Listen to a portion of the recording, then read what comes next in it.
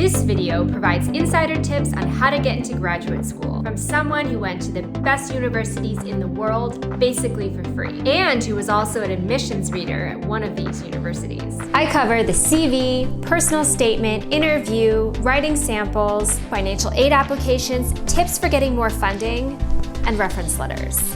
Although this video focuses on getting into graduate school, many of the tips that I'm going to give you are applicable and transferable to undergraduate applications. Okay, a little bit of background on me. I attended very expensive, mostly private elite universities: Stetson University, the University of Oxford, and Columbia University.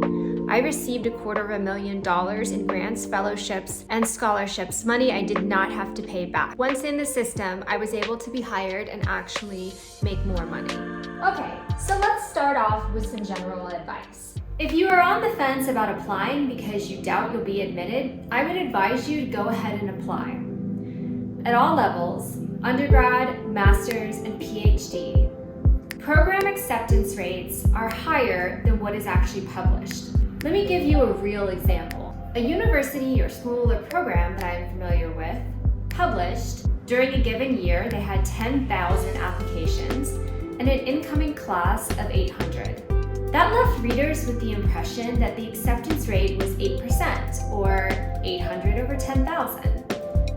But that was not the actual acceptance rate. That's because students are accepted to many universities, but they only can attend one.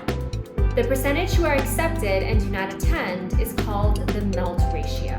In this case, the MELT would be 90%. Only 10% of those who were accepted historically on average attended. The actual acceptance rate is 80%, or 8,000 acceptances over 10,000 applications, which is 10 times higher than what was published. While the MELT ratio in this example seems extreme, it's not actually that unusual for universities and programs, especially at the graduate level, to have actual acceptance rates of 75% or higher, some as high as 97%, even in elite schools. Think about it. If someone got accepted to Harvard, well, then it's somewhat likely that he also got accepted to other good schools like Berkeley and MIT. If you want to have a chuckle, read John Mongan's response to MIT's admissions letter. In fact, I'll read some of it to you. Dear MIT Director of Admissions, you've got the reputation, you've certainly got the pomposity, and now you've got a letter from John Mongan. Maybe you're surprised. Most universities would be, but you're not most universities. And that's exactly why I urge you to carefully consider one of the most selective students in America. So selective that he will choose only one of the thousands of accredited universities in the country. Anyways, you get the point. I'll leave a link to the hilarious John Mongan letter in the description below. Research the schools and departments and programs that interest you. Research the head of the department where you want to apply. Read the research of the professors you want to work with. Contact them, call them, have conversations with them, and comment on their research. Start making a list and order your top schools in order of desirability, also including the reasons why those schools are desirable. This is going to help you later with a personal statement or different sections of writing samples that might ask you the why us question. Use a guide to graduate school's either analog book or online platforms.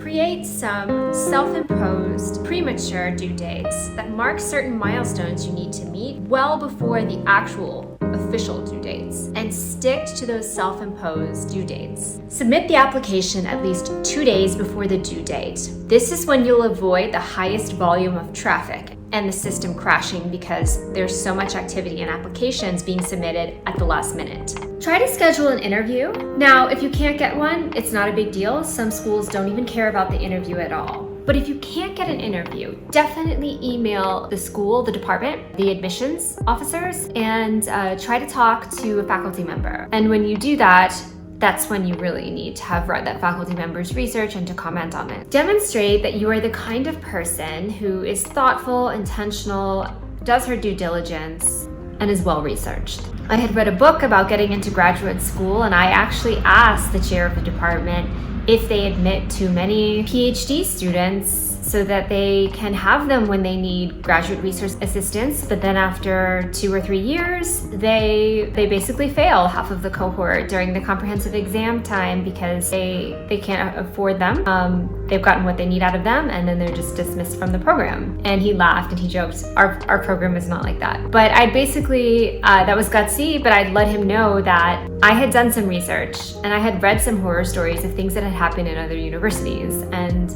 I valued myself and I wanted to protect myself. Again, it's a risk, but I would rather know ahead of time. And I think they will be honest with you about what kinds of things are going on in the program. You might get some insight.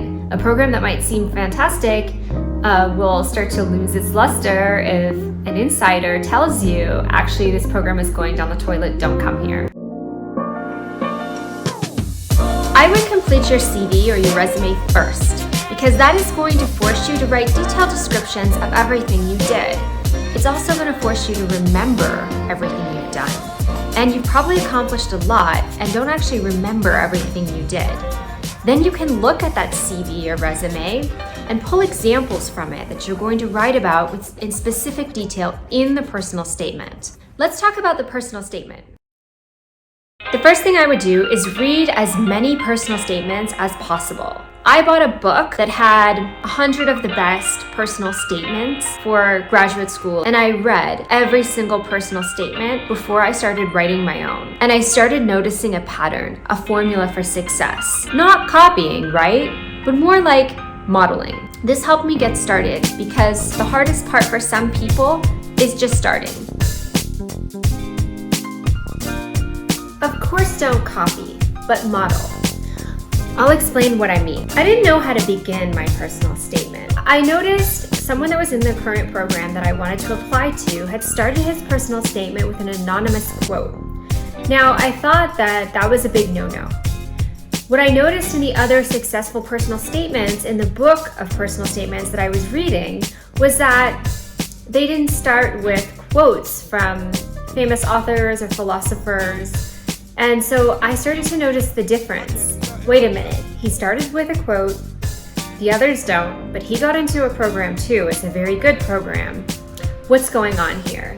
And I think the issue is that you shouldn't use a quote from someone famous or a well-known quote because that's cliche, everybody's kind of doing it. But if you use something that's original, that nobody's ever heard before, from a personal relationship in your life, and it's affected you profoundly, well then that's maybe an okay way to start. And that's exactly what I did. Now, our quotes were very different from two very different people. Our essays were dramatically different.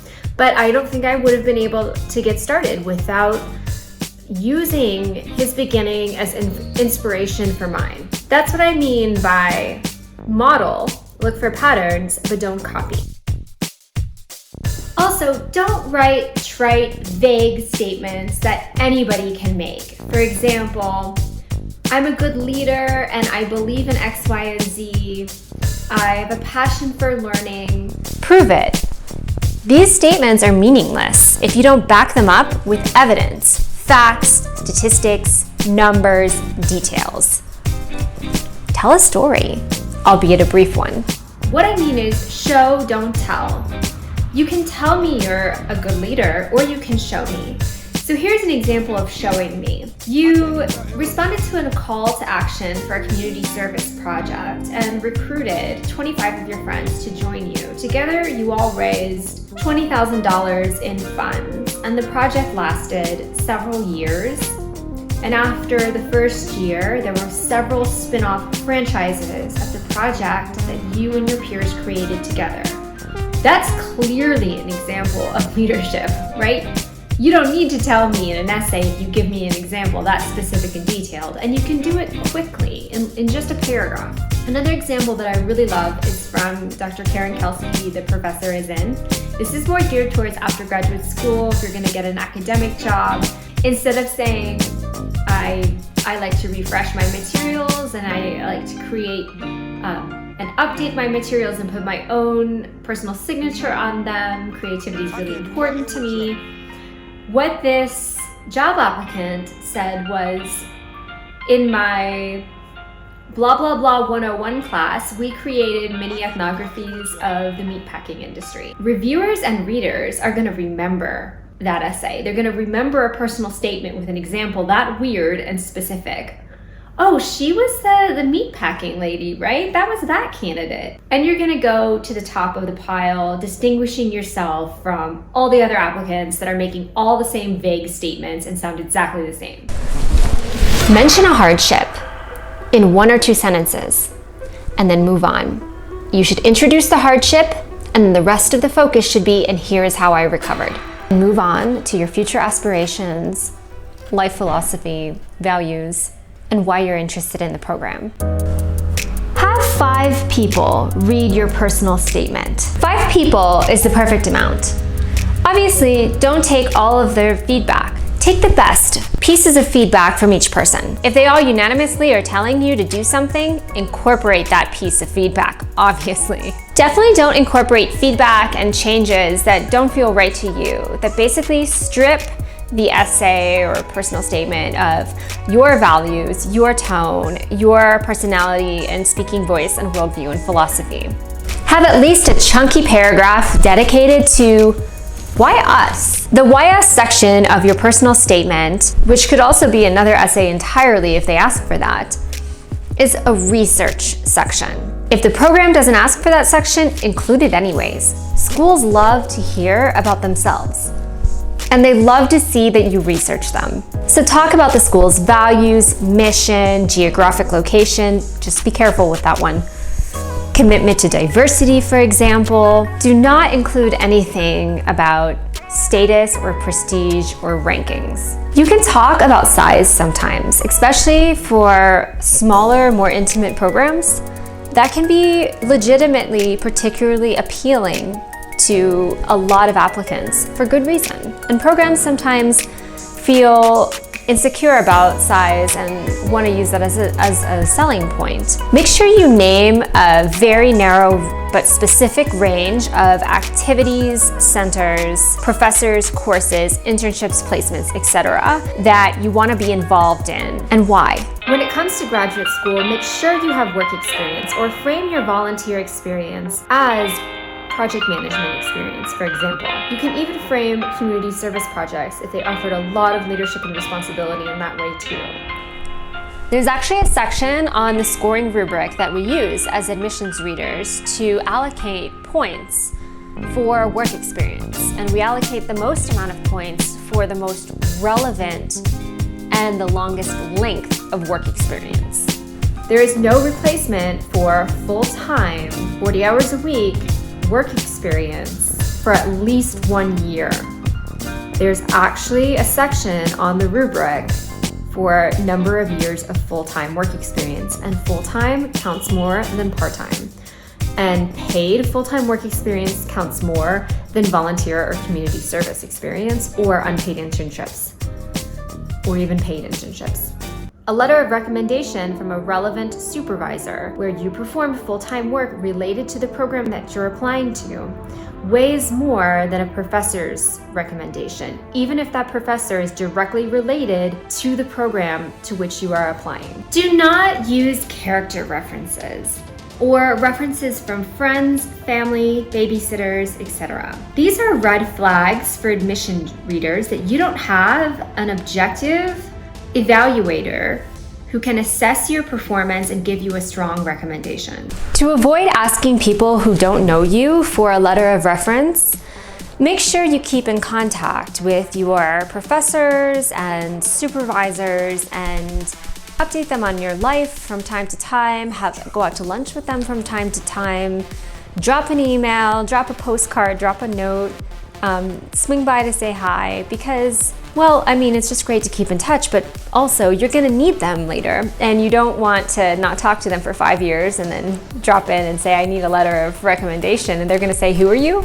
When you ask them, write an opening introductory email to your references weeks or even months before the due date. Explain who you are, what class or what capacity you work with them. If it was a class, name the class, the year, the semester, and your grade. that you got in that class. Offer to write the letter for them and offer to give them your CV. Also offer them an out. Say, would you feel comfortable writing me a strong recommendation letter?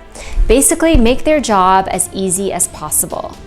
You're going to have to remind them probably several times before the due date. Use more recent references in general from core subject areas that are related to the field in which you're applying. Now, financial aid. You can ask for more money, and you should. Many times, you'll actually get more money. Ask and you shall receive, except if you are an international student. They charge you more. It's sort of like the international version of out-of-state tuition. The dirty little secret is that master's programs are universities' cash cows. Chances are that many graduate programs, not all, I'm not talking about medical schools, for example, will admit you because they want your money. There's a lot more scholarship funding for undergraduate and doctoral programs, but not a whole lot of funding for anything in the middle. Because the assumption is that people enroll in graduate and professional schools so they can increase their future earning potential. But don't despair. I have seen prospective students ask for more money, including master's students, including MSW students, for example, and they've actually gotten more funding because they asked. Even better, if you can get a professor to advocate on your behalf and make the ask for you, like I've done for some of my students.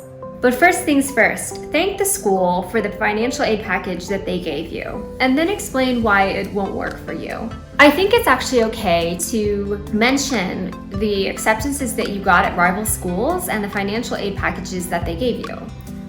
Oftentimes you can use these other offers to get more money. You need basically something extra in your life that shows development over time. So these are not one-off short-term projects where you cleaned up a beach for the weekend. These are projects that show that you can stick to something over time and your skill set can build over time. Identify the problem you are trying to solve. Why now? What's the vision for the future? What did you actually do? Give a sense of the impact of what you did. And because you stayed into the end, here is your bonus. If a school has made optional or eliminated test scores, it's probably because they want to create the appearance or illusion of competitiveness. They do this by increasing the number in the denominator, aka the number of applicants. The lower this percentage is, the more competitive they look. Remember, schools can't afford to actually decrease the number of people they accept because their budgets are tied to that historical melt ratio. Your GPA is recalculated by the Office of Admissions. Oftentimes, there is a dedicated staff member who specializes in this recalculation. Admissions offices have proprietary formulas that are informed by various guides to recalculate GPAs to guard against grade inflation. Harder schools are weighed more heavily, so the GPAs from those rigorous programs are revised upward. And the reverse is true for easier programs and schools. When you mention a hardship or challenge, try to answer the question, "So what?" directly afterwards. What is the lesson you learned that helped you overcome the challenge? And how has that informed your life philosophy? Some admissions officers will look at your social media to see if you demonstrate good judgment. Don't mention mental health issues. It might be okay to mention the mental health issues of others, like friends and family, that have impacted your life, but don't mention your own. A faculty member at a medical school for a large public university told me that when they discussed applications, they discriminated against people who admitted that they had ADD. I hope this helped. If you learned something new that changes the way you view graduate or even undergraduate applications, please let us know in the comments. Tell us what you're going to do differently based on what you learned from this video.